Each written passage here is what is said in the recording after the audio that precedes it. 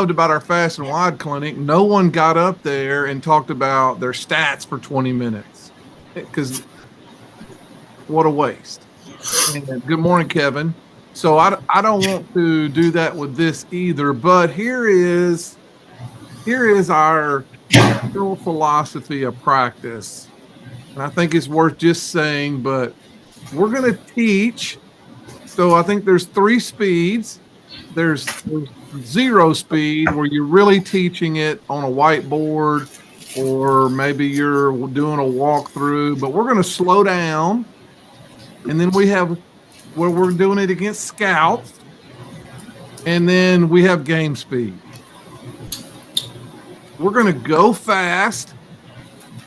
I would much rather us get as many reps as we can if they're not all correct and coach it off film than I would us stopping the play and somebody coaching. If you were to come to one of my practices, you would never see a coach stop the drill and coach one kid while 21 kids are waiting.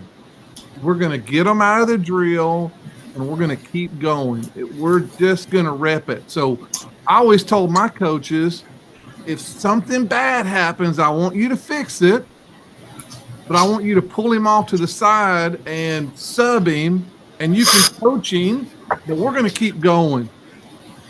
If something's really bad, as the head coach, I'm going to stop it, but I'm going to coach really fast and fix it.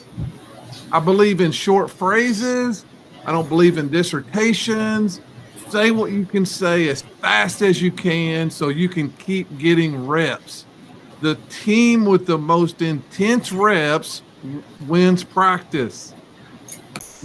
Somebody spoke from New Jersey on the mastermind one time, and he's a volleyball coach, but he's really smart. And he says skill equals quality reps times reps.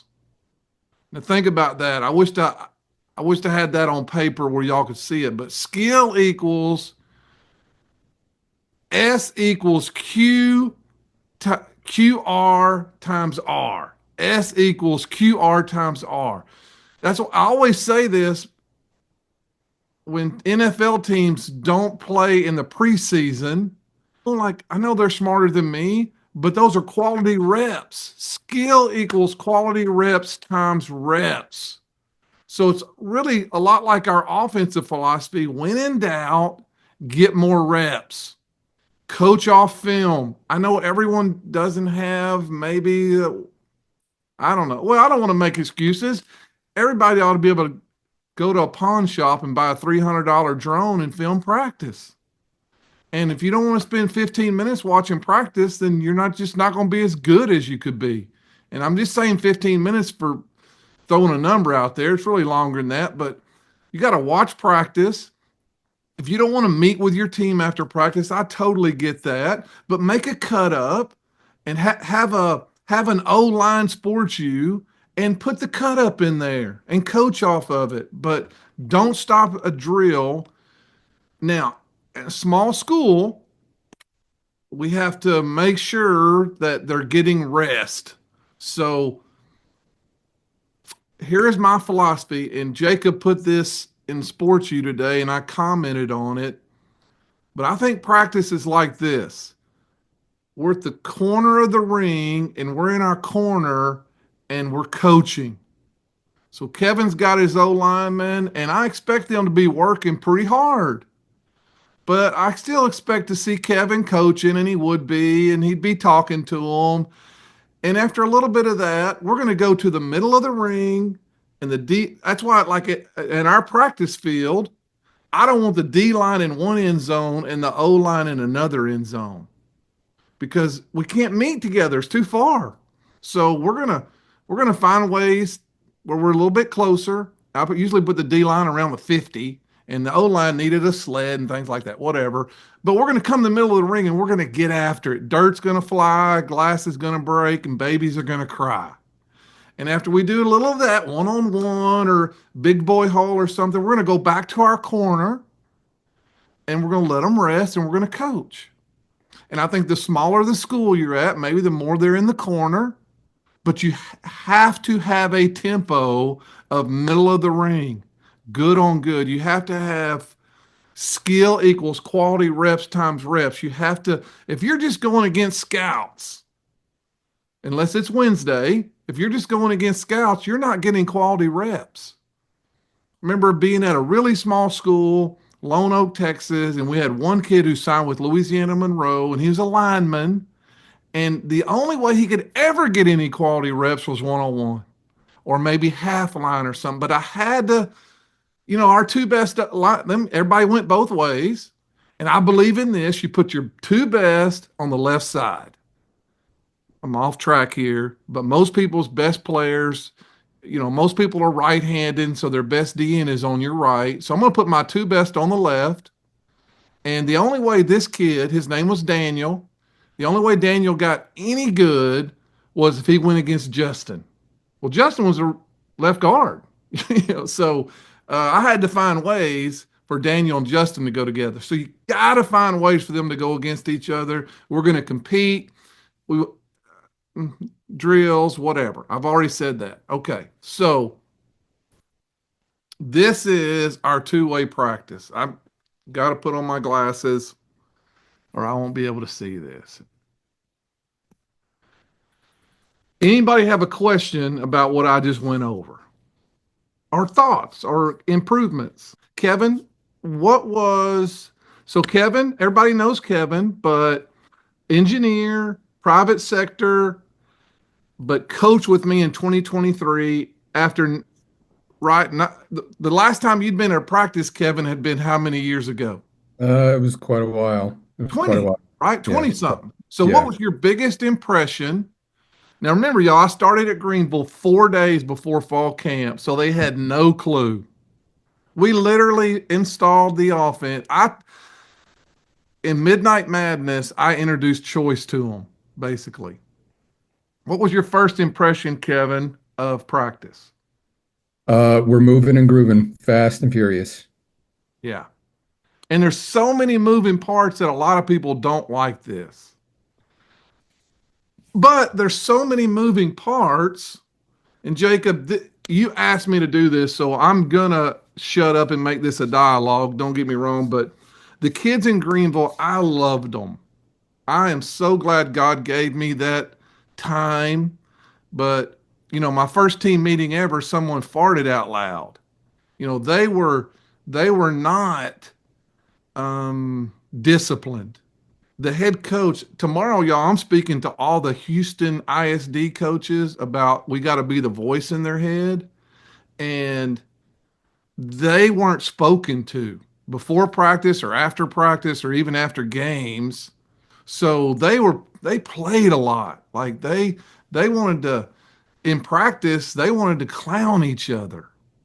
And I think if we would have had a standard practice of, and y'all know what I mean, and I'm not shooting any arrows at anybody, but if you have a 15-minute indie and a 15-minute hole and a 15-minute team, that's A, that's not how the game is played. And B, in Greenville, those kids would have lost focus so quick, it would have been horrible. I mean, literally, I'd be in jail right now because I'd have killed somebody. But this practice, it's the time goes fast. I mean, it's not slow. It's just now you have to have some way to keep up with time. In Germany, our we just kind of we did this in Germany without a segment timer. So it can be done. It's just not so easy. I'm not saying you have to buy something, but here's the bottom line is I believe that you have to make practice an event that they can't sleepwalk through. And I remember years ago hearing Kevin Sumlin. This kind of helped me with my philosophy. Years ago, I'm at the Lone Star Clinic, which is this weekend, I think, in College Station. And Kevin Sumlin said he was the head coach of A&M.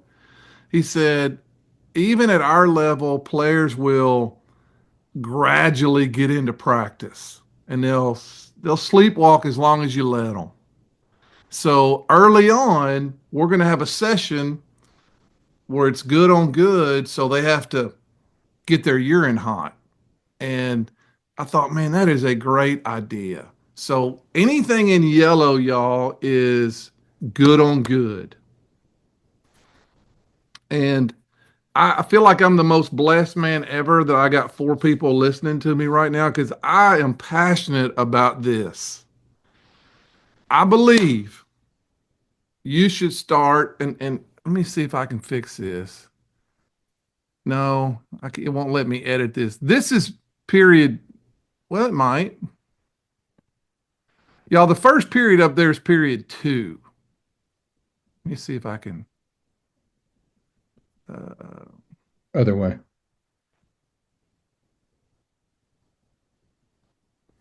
well, what? Okay. So period one, y'all, is really walkthrough. And period one is there's not the clock hasn't started. So I'm at an A&M, I'm at an Alabama practice in about 2020, and I get to go to Alabama. They're practicing for the national semifinals at AT&T, and they did their walkthrough in with red zone, and that was an impression. Man, we never work red zone enough.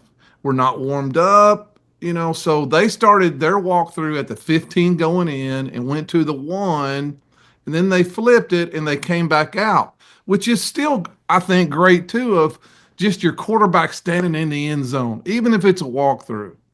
So your walkthrough is not timed. Um, 7 minutes maybe. I don't know, whatever.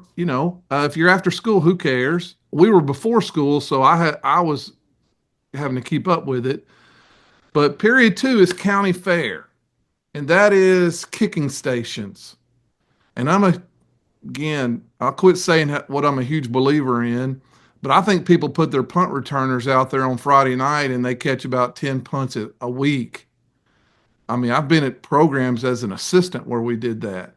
I think your punt returner ought to catch 70 a week. I'm not throwing a number out there, but so you don't have to have a jugs machine. You can take a coach and he can put the ball like this and throw it underhanded, but we're going to catch balls and we're going to do, if you got the staff, I think in heaven, the front line of kickoff return is not going to get their block, even in heaven, even if Moses is going to split them. So what we did with a big enough staff was somebody took the five front guys on kickoff return and they worked, and we still didn't block anybody, but at least when we didn't, I felt like we worked. Y'all know what was happening here. Holders, it's like pregame. Now O line is doing their thing and D line is doing their thing. Quarterbacks are on one end throwing red zone passes. So if you're a receiver, then you're catching whatever. But if you're not catching punts, then you're catching red zone passes, mesh or honestly passes inside the five. We talk about more than we do. I think we ought to run it four times inside the five, and that's what we did. But we want to rep it some. So that's county fair. Kevin, am I forgetting to say something good about county fair? Nope, nope. You covered everything. All right. So then and you can see on here, y'all, where it says break, but those were really not breaks. Those were transitions. And so, but I put it on there so we would stay on schedule. And then we're going to go to punt. And we're always going to start with punt. Somebody taught me this years ago, but it's the most important play in football. And if at the beginning of practice, the kids will think it's very important. And in 3 minutes, we're going to get a bunch of reps. Then, this is the best thing I think we did, and I got this from the Baylor coach. We're going to do blitzes at the beginning of practice. We're going to, and here's how we're going to do it. And I think this is good for Jacob. Are y'all all two-way? No, Okay, good. Okay. no, no, Uh, no. and so, but if you are two-way, it still would be great. And you could just alternate the priority. But we're going to while our receivers are still warming up, it says 101 there, but we really didn't do 101. And I honestly don't know why it said that. So, Kevin, tell them about blitz pickup. Do you remember how we did blitz pickup enough to describe it? Like, did, Yeah, did we absolutely. care? Did we care what the defense did? No, that's the main thing. We just basically told the defense, "You run whatever you want, and we need to sort it out." And I mean, the big thing is you got to tell your big boys during warm up that, we're about to get going real quick. So you got to get after it. And they're going to be throwing everything at you. And we need to be able to pick it up as quickly as possible. And it's intent. Hey, Like Yeah. I'm sorry, was somebody saying Randy, are you something? are you showing your screen? You got Yeah, hands? yeah. yeah, I think we would. Now we didn't screen much, but yeah, I think we could throw a screen in there. Here's probably the biggest thing that we did that I want is we'd go one rep of 7-man pass pro. Then we go one rep of 6-man pass pro, and then we go one rep of 5-man pass pro. And we just rolled it. And it was a quick whistle. I didn't want anybody on the ground. That's where people get hurt in practice is on the ground. So I wanted to know. Now it wasn't so quick that we didn't get good, but I wasn't going to let somebody get on the ground. Randy. One thing that I put in about halfway through last year was because our quarterbacks were having trouble anytime that they sensed any sort of pressure. Was to actually I put the receivers basically in double slot, but just go one on one. We're literally they're going to take 4 reps of 7-man pass pro and go 10, 20, 30, 40 and throw 4 choice routes against a one on one defense. So wide receiver and D back matchup, you're running choice. But Yeah, I've never thought about combining that, Brent, and I don't hate that at all. If I'm not sure, like at this part of practice, if our receivers would be warmed up, but you could always flip. Circuit for me is just 2-minute fundamental stations, so you could flip these. But you're right, quarterbacks they don't like people being around them and stuff, and usually we don't have a lot around us. But I don't hate that. I certainly don't. And you could also probably do it with maybe your JV receivers doing quick game or something, where your other kids are getting warmed up. But so blitz pickup, I'm telling y'all, if we played 3 down, well, I'm a 3 down guy. If we played a 4 down team and we were seeing 3 down, we literally didn't care. We did not tell. When I say alternate priority, it's personnel. Of, but I wanted just to send the house. And then after that, one day, y'all, 10 years ago, I'm at practice and we'd been Tony Franklin, and our defense was doing 2 or 3 minute tackling stations. And I don't know, it just hit me. And I asked our OC at the time, I said, hey, when's the last time we did noose or perfect or pat and go? And he got that 1,000 yard stare on his face, like it's been a long time, but he didn't want to tell me. And I said, you know what, coach? We need to have 2-minute stations just like the defense does because you don't need to run noose for 5 minutes. I think noose is very important to teach kids to drop step and get upfield, but whatever. And so we created this 8-minute period of 2-minute stations, and they're just meant to be rapid fire. Like I invented this little drill called downhill drill. I don't know if I invented it, but where a receiver is going to just come back to the quarterback and he's going to vary when he throws it to him. But I tell the receiver, I want you to come back and take it out of his hand if he doesn't throw it. Just to teach him, you got to come back to the ball. Shorten the throw. Shorten. That's what I always say. Shorten the throw. Shorten the throw. And so these stations, I think, are really good.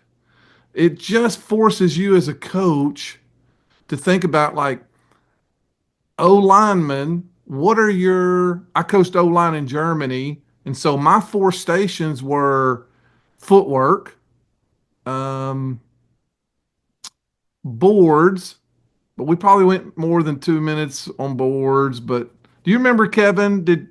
What were y'all's 2-minute stations? Oh, we didn't really follow that Yeah, too and I didn't much. mind. But Like if yeah, y'all just did it, whatever. But yeah. I mean, I would do feet yeah. work. I would do hand replace work, and like work on leverage, feeling leverage, Mhm. and finishing.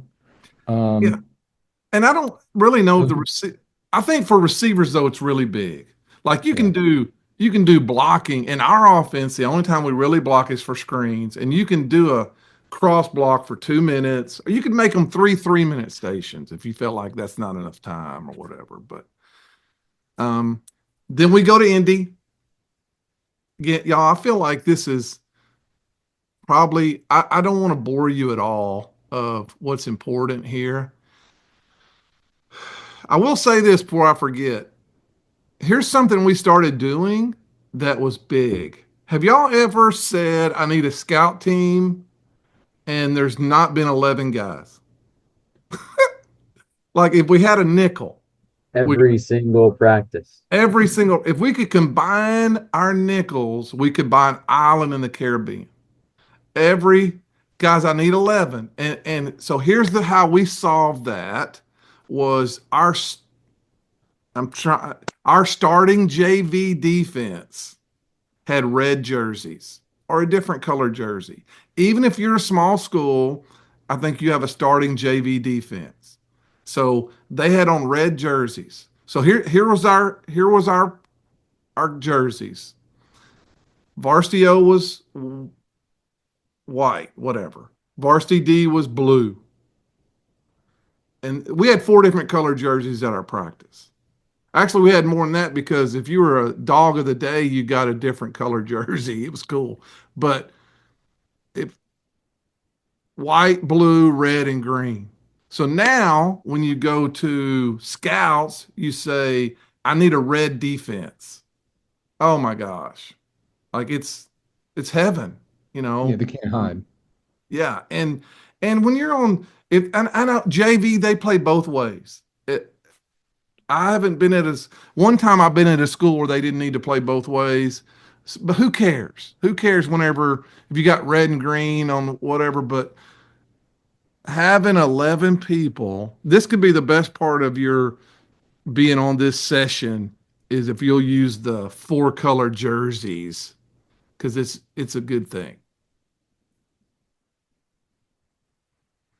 Now the other thing I really want to say that someone taught me a long time ago was every time you do kicking is when your JV can do team. And the coaches at Silverdale do this as well, but we quit calling our kids JV. We call it we have Alpha and Bravo. And I'm just a big words guy. I don't know if that's big, but if I'm a JV kid, I Bravo sounds better to me than Alpha. And I know they know or whatever, but we had Alpha and Bravo. So every time, so in purple here, we're doing Alpha kick. And so I'm going to appoint half my coaches to varsity kicking and half my coaches to JV. So my JV O line coach, well, here's how we did. My O line coach is I'm gonna have two O line coaches. They're both going to coach JV, and they're not going to be kicking coaches. So my DC, me and my DC, and whatever, y'all get it. But this is a way for your JV to actually get run hole or team because we all know they don't. And so I just wanted to throw that out there. I think that's really good that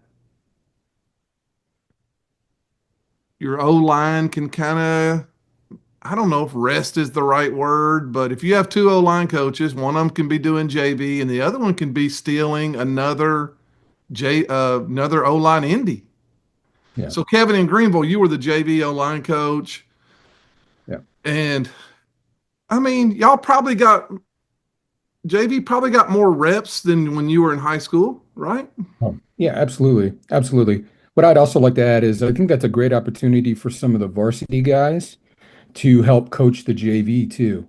Some of your experienced varsity guys to jump in there and help out with coaching them as well. Have them watch your position and then give them feedback, when things happen. Of course, it's happening fast and you got to be ready for that. But from my perspective, to help teach those varsity guys, there's no better way to do that than to have them have a part in teaching the younger kids. Yeah, that's a good point if they're not involved in kicking, or Yeah. if, especially once a week, you probably should find a way for your practice to end with a JV good on good and make your guys all coach. That'd Yeah. probably be pretty neat. So here's my thing, guys, is how many times a week, hang on, let me find. All right. How many times during a practice can we go good on good? Because with our offense, like the guy at Baylor said, they wanted to go team as much as they could. So this is a one-way practice, and you can see the yellow. So ball down is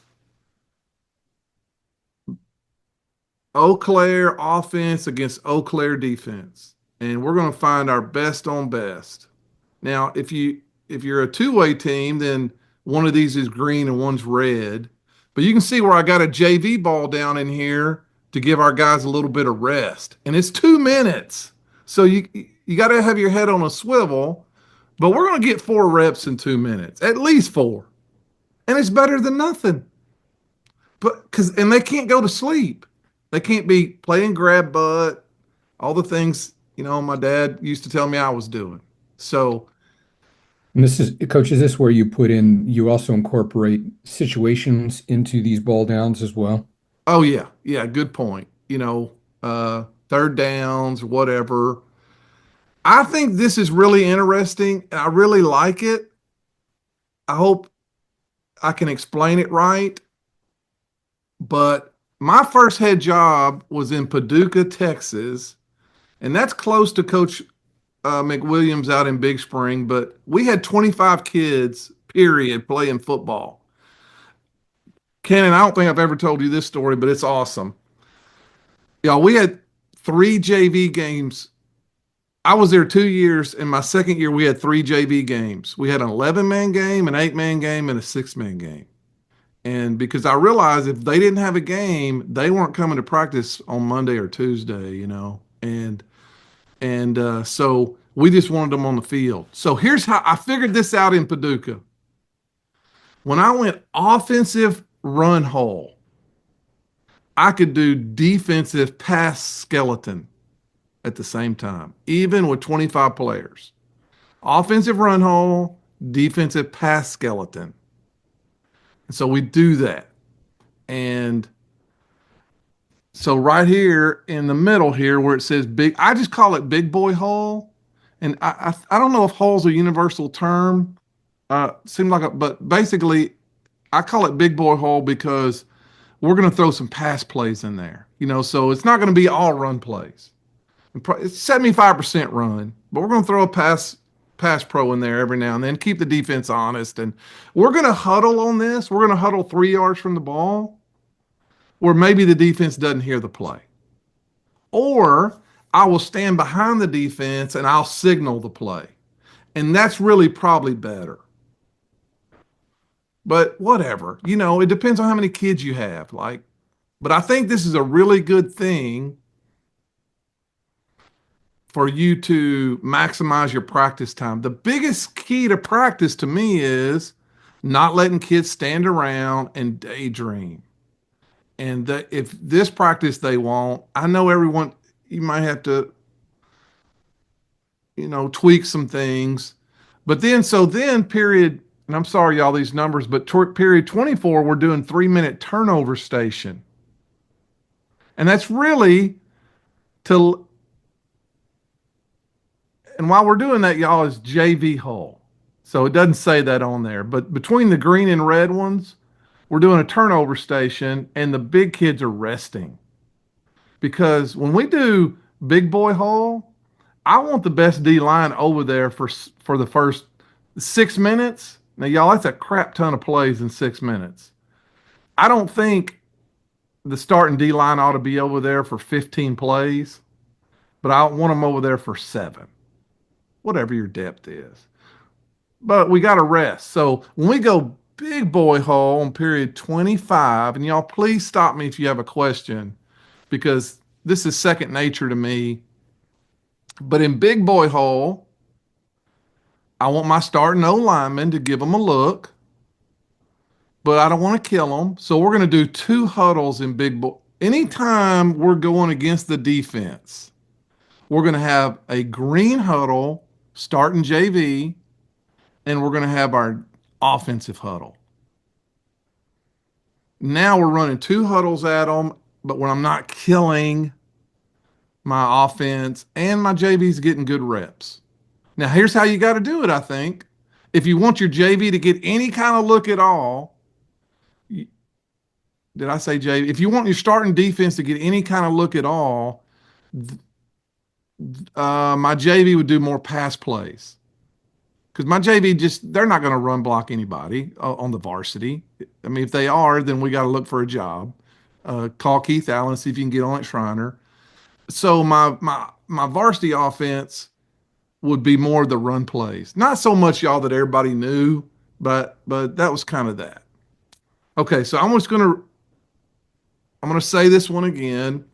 After Indy, period 18, 19, and 20 in there, we're gonna go now. We're gonna go back to the middle of the ring. Indy is somewhat. We're not in the middle of the ring. So if it's yellow, we're in the middle of the ring and we're getting after it. If it's not yellow or whatever, then we're in the corners a little bit. So offense, man, we're getting after it. Deep pass hole over there. Hopefully that's going good. So big boy hole, offensive big boy hole. I want our starting quarterback if I can. Now it's not if he needs to be over there throwing pass scale to the defense, I'll live. But if he can be, I want him at run hole because we're going to have some quarterback run game. And then when we go period 25, now it's D emphasis. Now we're going O pass hole, and he for sure is gone. So y'all, that's 6, and that's 15 minutes of some pretty good work right there. So now we're going to go into kickoff and kickoff return, and we're not going to kill them. Like we're not going to run 5 full speed reps at kickoff. We're going to, in fact, we might make that an Indy period sometime, kickoff Indy. But while that's going on, our Bravo is getting team.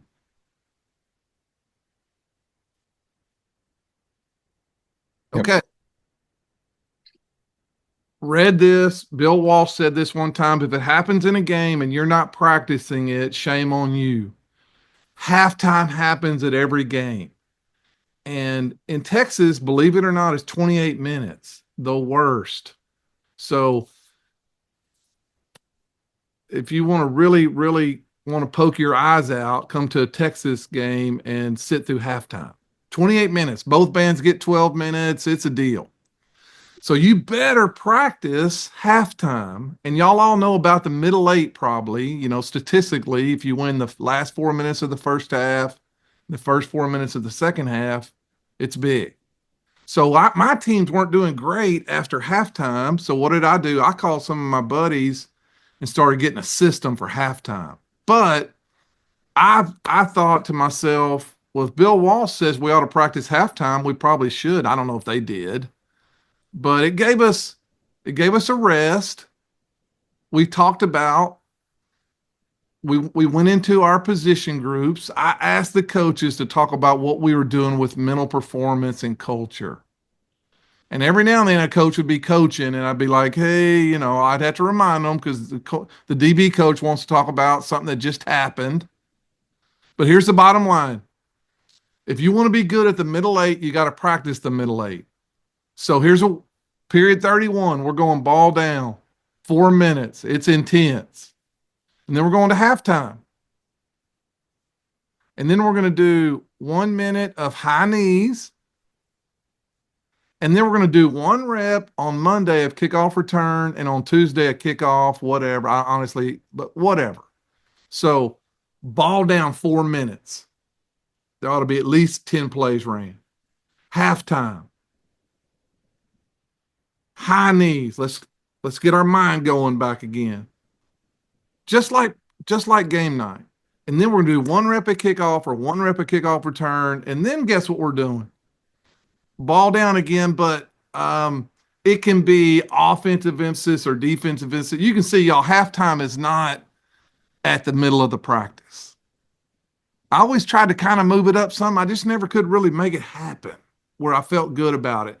Like halftime to me, y'all, it's such a big deal. I don't want to do whole afterwards. I want, when we come out of those high knees, I want this to be like um, balls to the wall. I'm trying to think of a better term, but I want them to know there's not a whole bunch of practice left, and I want to finish strong. So I want to train our guys after halftime. We are getting it. So 1 rep at kickoff. I mean, if y'all, if that 1 rep's bad, we're not doing it over. We're not, it's going. So after halftime is now you can see period 37, 38, and 39. The very bottom is team apart. And that we're definitely at the corner of our ring. We didn't always finish practice like this, but we did some. And now we're doing corrections. What do we need to fix? Because I want to fix it before we leave the field. And all right, anybody have a question about anything I've just said?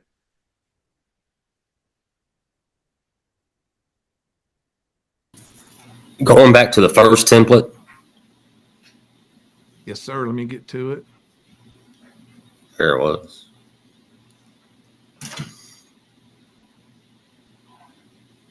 All right, so this is the idea we're kicking around. Is we're thinking about taking our team and sort of dividing them up into two groups, like a red and a white group, about as evenly matched as we can generally get them. So if we were going through this, like that first red block of Indy, like the red group would be in defensive Indy while the white group was in offensive Indy. Yeah, that'd be great. And then we would keep flipping it. Now we'd also have a good on good depth chart. So on those yellow periods where we want best on best, it doesn't matter if it's red or white. We're going to get the best 11 against 11 that we can get. Yeah. And let me say this, Jacob, just while I'm thinking about it. Coach Finney at Winsboro, he uses the philosophy, and it really makes sense to me. You got majors and minors. So he's at a school of about 400, and his kids play both ways some, but he doesn't want to practice on 50-50. So we're going to have a kid. He's literally got a little kid who signed with Mississippi State as receiver. So he's majoring on offense, and he's minoring on defense. So you might think about it this way, where every day my majors are going to go to circuit and Indy. And my minors are just going to get that Indy period 39 and 40.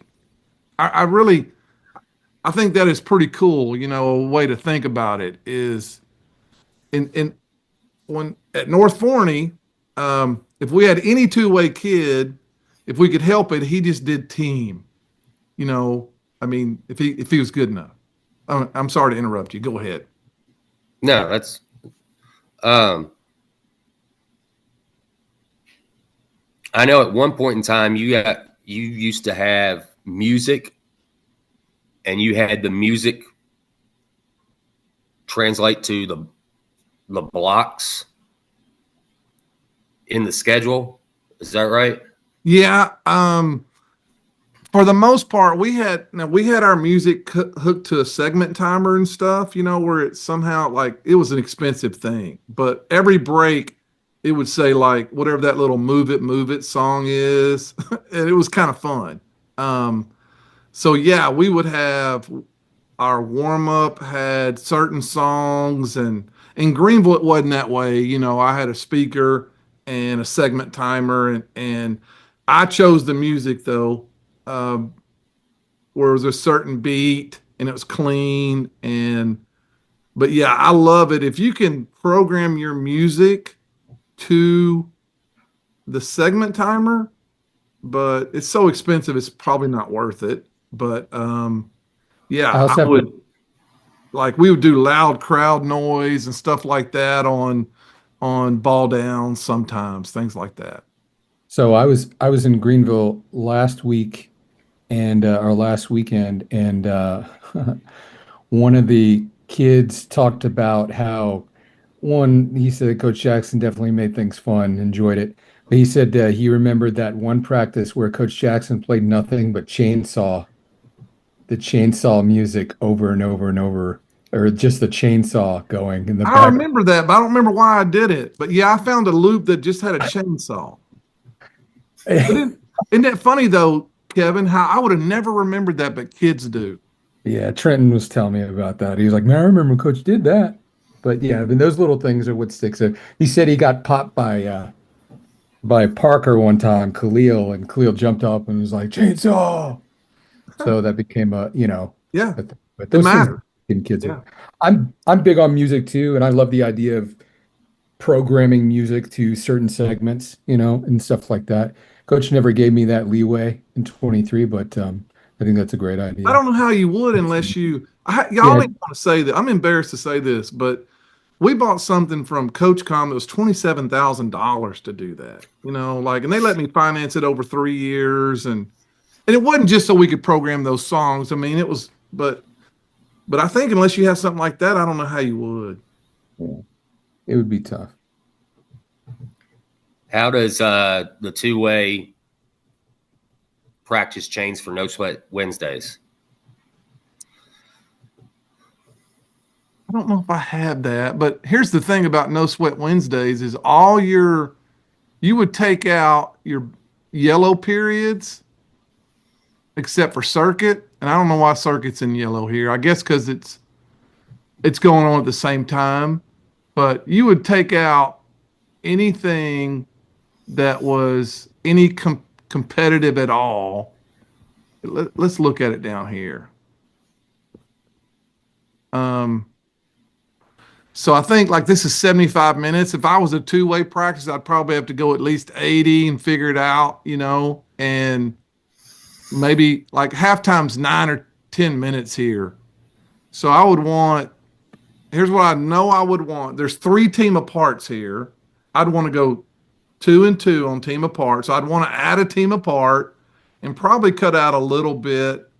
Honestly, I'd probably cut out 5 minutes of halftime, even though I like it because now we're really going through it, and add another team apart.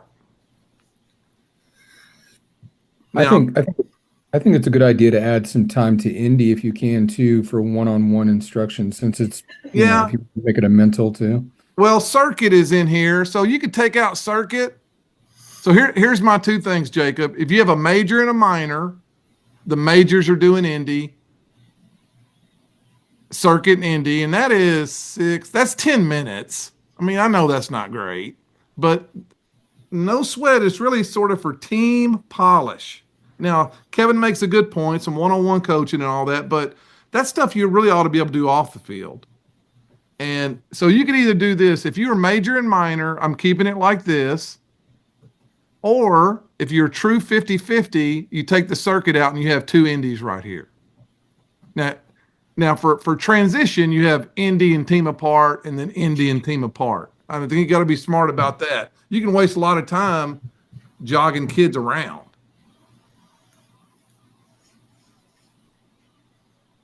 Would No Sweat Wednesday also be the time do you do like your 4 into game plays and stuff like that? Yes. Yeah, I think that's great. Yeah. Anything that you're doing that I say the Bill Walsh stuff. Hey, Bill Walsh says if it's you got one play left from the 27 to score and you've never thought about what it is or practiced it, then you're not gonna you're not gonna win. So yeah, I think those kind of situations is perfect.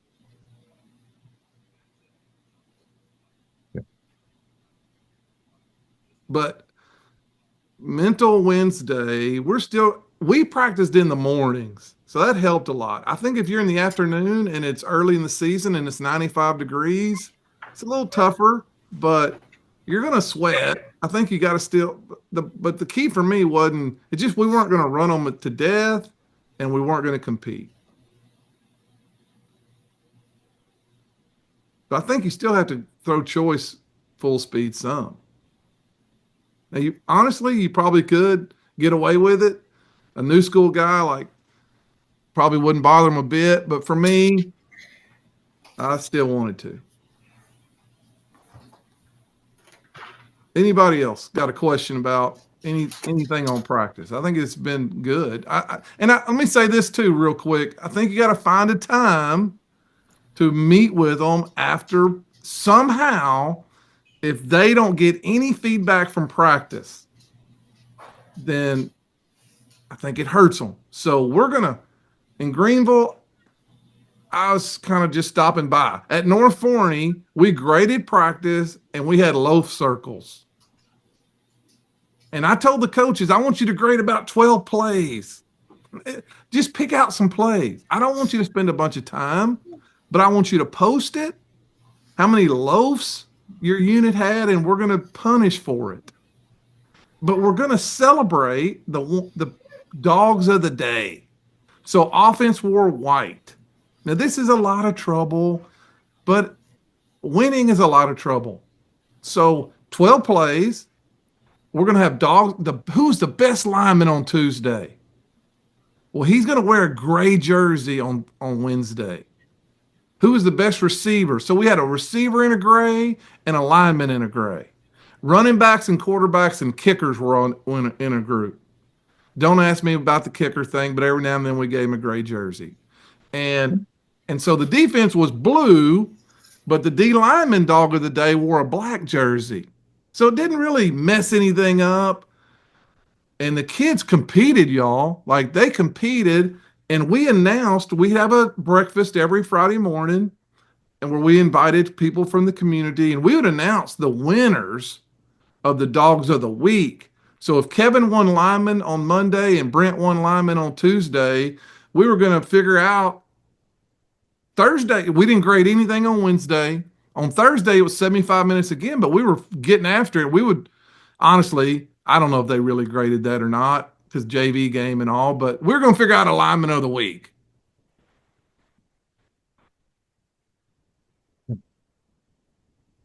So any main points, guys, I think is if you got one D1 kid on your team, you got to find a way for him to get better. He's not going to get better if he doesn't get quality reps times reps.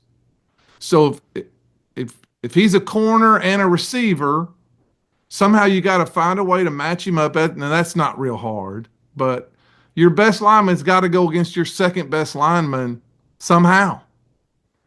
And then I think the kicking thing and the JV doing team opposite of kicking was a big deal. So competition, JV doing team opposite of kicking, and then give them some kind of feedback. If I'm an O-line coach at Big Spring or Dixie Heights, I'm going to have an O-line sports U, and I'm going to put in there at night, they're going to get something from me. They're going to get a few video clips, and I'm going to say, well, look at Brent right here. Look at Brent hustle, or I'm going to say, Cannon, not sure what you were doing here, bud. And and everybody in the group's going to see it. And Cannon's not going to have to go to counseling, but they're going to get feedback from me every night. Yeah. I'm gonna pull out specifics that can apply to the whole group, especially. Yes. If there's something that one person is doing that I need for everybody else to follow, that's something that I'm going to make sure everybody sees. Yeah. And then if it's something that needs to be corrected, and I know that applies, of course, the whole group, that's another aspect that I'm going to include on my reel as well. And I used to be this way. I used to be accountability first and celebrate second, and now I flipped it. I'm going to celebrate hard, and accountability is going to be in there. But I'm going to celebrate more than to the group. Hey, Coach, I got a question. Yes, sir. Um, so the 30 and 40 some period practices is probably going to be a little bit foreign for some of my assistants. Does Sure. anybody have any trips or like tricks or nuggets for keeping coaches aligned to a schedule when the periods are going this fast? And also with the defensive staff, if we're one-way guys, do you have any trouble aligning your defensive staff with those ball down periods getting back together? Okay. Here's the first thing you got to do, coach, is you got to do a walkthrough on the field. So you got to go out there and go. So we would go through this practice. So, okay, went to Germany, and they, of course, never done anything like this. The first day of fall camp, the first day of training camp, it was in March. We did this practice in 1 minute periods, and we just went through it. And we didn't waste 90 minutes or however long, but it took, we were just willing to give up the first day of practice to, so we did 1 minute periods, and then we did a halftime and we talked about it, and we did another practice of 2 minute periods where it was just everybody got used to moving around. And then I didn't enjoy this, but it just has to happen this way. The head coach has to be yelling, "Big boy hole."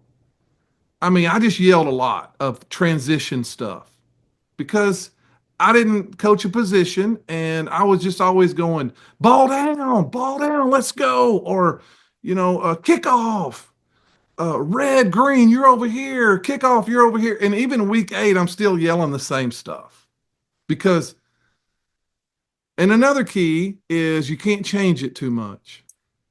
Now I like changing practice because I don't want anything to get stale, but there's so many moving parts in this. I don't think they get stale too much. But yeah, do a walkthrough. Get ready to be the traffic cop and leave it alone for the most part. Kevin, is there anything you can think of that? Yeah, I mean, I think that it kind of entail when you're trying to approach or trying to implement this with your staff.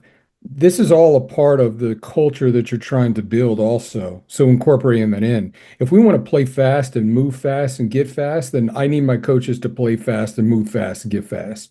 They're going to follow what we're demonstrating. So I need coaches moving. I need coaches, demonstrating that to the kids that we need to be moving fast, talking fast, using the key words and things like that. So it's a you're gonna have to practice that, or some coaches may need to practice that.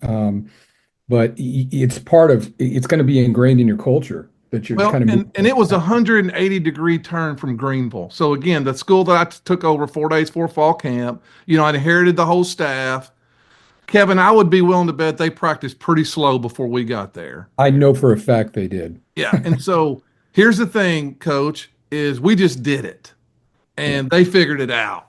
And it wasn't perfect at first. But um I think you just got to keep talking about it and how great it is. And practice is going to go fast, but what state are you in, coach?